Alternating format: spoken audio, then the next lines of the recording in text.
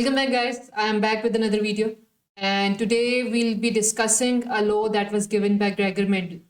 And he called those laws, he basically gave us two laws, and collectively he called them as Mendel's law of inheritance. So, who was Gregor Mendel? Gregor Mendel was a priest, right? And he told us that there are certain specific features in a living organism that will determine every single trait in the living organism and will be responsible for the transmission of those traits from parents to offspring.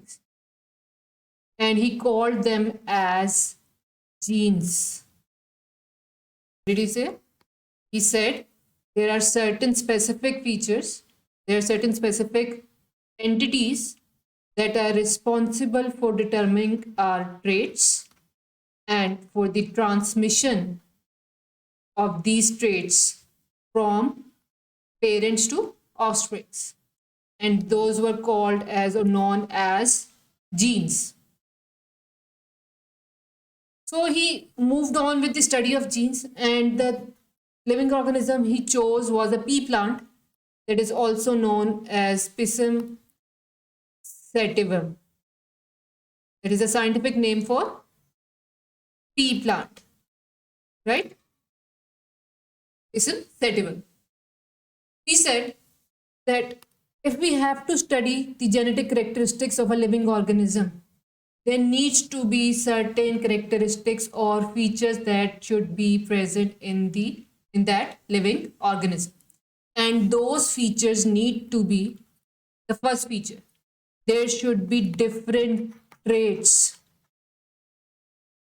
present in that living organism, which can be studied. For example, height, color, shape, number of different traits are there. What are traits? Traits are basically our features, our characteristics, our habits. Those are known as traits. So different traits should be present in that living organism in order to study it. Clear? Then there should be contrasting traits. Now, what is the difference between contrasting and different? Contrasting are opposite traits.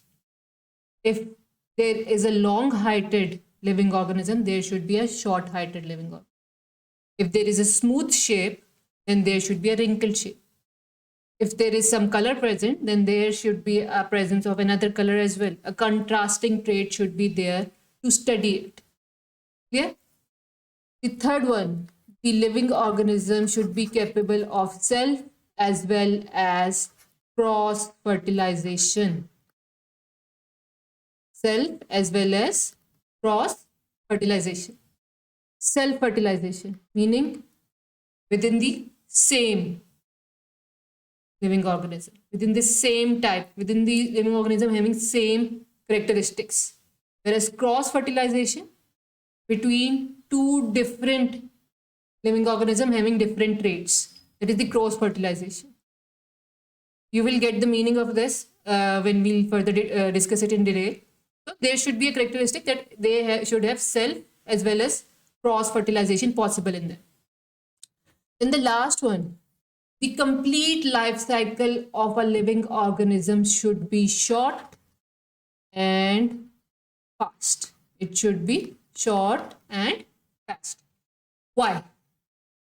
If it is not short, then scientists will have to spend years and years to study it, right? So it needs to have a short and a fast life cycle so that it can be easily studied. उसको हम easily study कर सके. उसके अंदर हम लोग क्या उसके features और उसके traits और different characteristics को measure कर सके. So these were the 4 characteristics which were presented by Gregor Mendel, that if we have to study any living organism for the genetic characteristics, then these characteristics need to be present in that living organism. So whenever any particular law will be there in your exams, you need to write these 4 characteristics as well in the introduction. You need to mention that why are we studying what we are studying and how we are going to study it, right? Now, we'll start with the first law. That was the Mendel's law of segregation. This is the different traits of a pea plant. Now you can see there are a number of different traits that can be studied. Seed shape, seed color, flower color, right? Similarly, this is the pod shape, pod color, flower positions, stem length. If you notice that each trait have a contrasting element in it, right? Each of these traits have a contrasting element in it.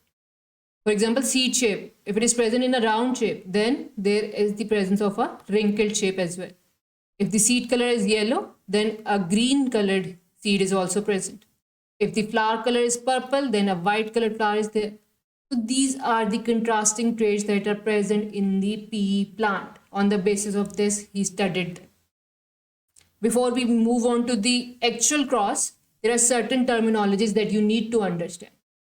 The first one in the case of the Mendel's law of segregation is the monohybrid cross. Now, what is the meaning of mono? Mono का क्या मतलब होता है? Mono meaning one.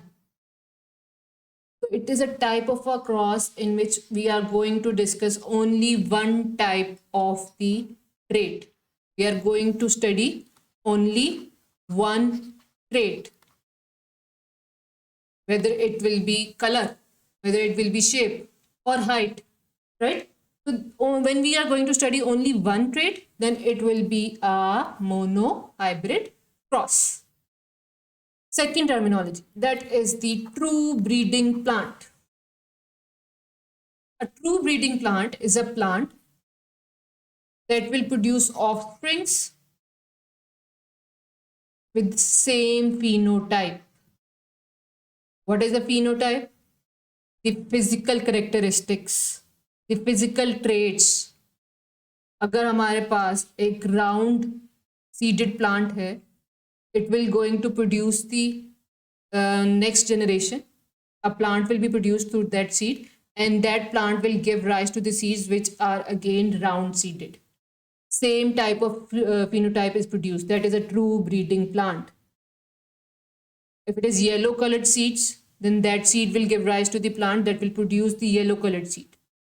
So a true breeding plant is the one where the offsprings have the same phenotype. Clear? Then comes the dominant allele and a recessive allele. Alleles that are basically the alternative forms of genes, right? That are present in an organism.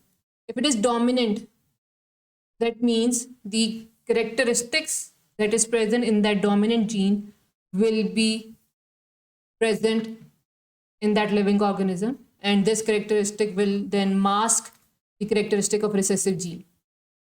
जो characteristic recessive के अंदर present था वो ऊपर नहीं आ सकेगा, बल्कि dominant क्या करेगा, उसको overcome कर लेगा. सिर्फ जो dominant genes होगी that we can see, उसके characteristics हम देख सकेंगे. For example, अगर कोई round seeded plant है and if we say कि round seeded is dominant whereas wrinkled is recessive, तो जितने भी आगे से offsprings produce होंगे those will all be round seeded plants. क्यों? क्योंकि round seeded plants were the dominant, had the dominant genes. Clear? Now we'll see through the cross that what happens here. What did Mendel do? First thing Mendel did was he took a true breeding round seeded plant and a true breeding wrinkled seeded plant. ठीक है? उसने true breeding plant लिया. One of them was the round seeded, one of them was the wrinkled. He took these plants. This is the parental generation, the first generation. Then he cross-breded. Remember cross and self-fertilization, I said cross between two different plants having different traits. So he cross-breded. When he cross-breded, all of the next generation that were produced had round seeds. All of the generation had round seeds. They were round seeded plants. And this generation was known as first filial generation. Right? It was known as first filial generation. This was the first step. What he did was he took true breeding round seeded plant and true breeding wrinkle seeded plant.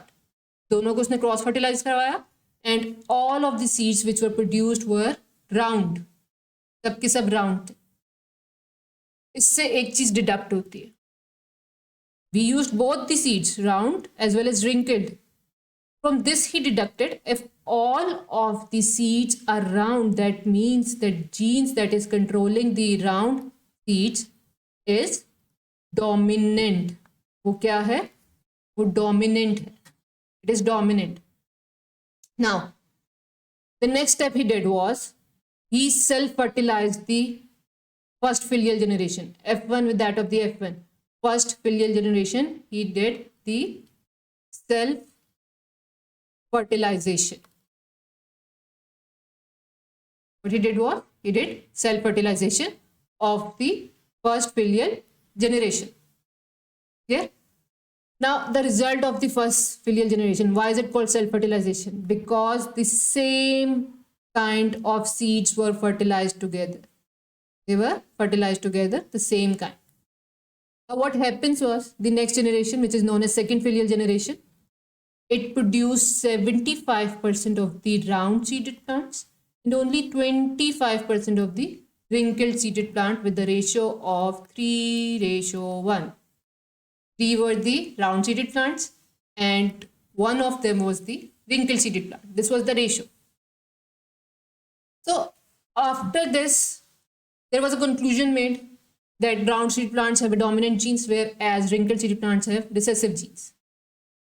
And the total number of seeds that were given after the self-fertilization, they were about 7324 seeds which he used, and out of those 5474 were round and 1850 were wrinkled. This was the exact quantity of those seeds present. Right? This is the simple cross. Now what happens is with respect to the alleles. Alleles are the representation of the genes that are present. If it is dominant, we are going to represent it with the capital letter.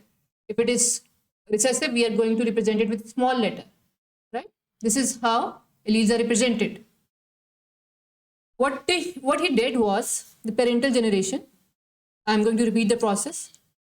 He cross-fertilized the round-seeded plant with that of the wrinkled-seeded plant, right? Now, he has already deducted that round seeded has the dominant alleles or dominant genes. So we are going to represent its alleles with the capital letter, capital R for the round seeded plants. Whereas for wrinkled seeded plants, the representation is with the recessive. It is a recessive gene. So this representation is with the small letters, small r, small r. Now, during fertilization, what happens is the alleles are segregated from each other, segregate from each other. If they are present in the form of pairs, then only one allele will come into the gamete. They will separate, they will segregate, and only one allele will come. In this case, capital R. The chances of coming any allele is 50-50. Only capital R is there. So capital R will be present in the gamete. Whereas in case of the wrinkled, there will only be chances of the small r allele. Then both of these alleles will fuse with each other and the next generation of offsprings will be produced and it will be capital R, small r. And you can see that the dominant gene is there, that is that of the round seeded plants. Capital R is the round seeded plant. So this is the reason, because of the presence of this dominant gene, all of the plants that were produced were round. All of the plants were round. जितने भी plants हमारे पास produced हुए, they were all round. So this is how he concluded the result. Then what he did, he took these round seeded plants, the first filial generation, he self-fertilized them, capital R, small r, capital R, small r, right? Now you can see the chances are 50-50 here. Capital R can also come in the gametes, small r can also come in the gametes. Whereas in this case, capital R and small r, 50-50% chances are there that gametes, after the segregation of the alleles, and there are chances that dominant allele can come in the gamete, whereas recessive allele can also come in the gamete, right? So what will we do here? We will use Punnett square. What will you use? We'll use a Punnett square. It's a checkerboard basically. You can see from here, there are checks present here. What we are going to do is, we are going to place these alleles on the horizontal lines, rows, whereas also we are going to put these alleles on the columns, rows and columns. Then we are going to cross the row and column one by one. The first column, the first allele that is present in the first column will be crossed with that of the one that is present in the horizontal rows, right? Capital R, capital R. This is the first chance. Then capital R, small r, second chance. Small r, capital R, third chance. Small r, small r. This is a Punnett square, which will gives us the probability, the chances that what kind of gametes can be produced, right? That after the gametes will fuse with each other after the fertilization, what kind of next offspring can be produced. So this is how we will find the probability. Capital R meaning that it will be round. Capital R, small r meaning it will also be round. Why? Because a dominant allele is present inside it. Capital R, small r again, it will be round. Small r, recessive. Both the alleles that are present are small r, small r. Both of these are recessive, and that is the alleles for the wrinkled seeded plants, right? So this is how he found the ratio between the offsprings that were produced. It was 3:1. 3 round seeded plants, this, and 1 wrinkled seeded plant. And on the basis of this, he gave us the Mendel's law of segregation.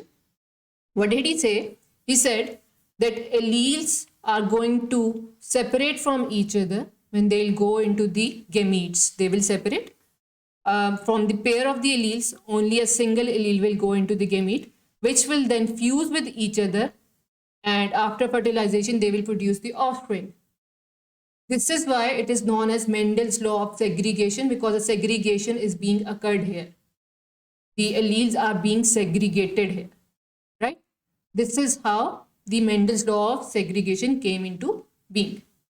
I hope all of it is clear. If you have got any confusion, let me know in the comment section. Would love to hear back from you. And subscribe to my channel, like it, share it, follow me on Instagram. Thank you so much for joining. Till next time, stay safe. Bye bye.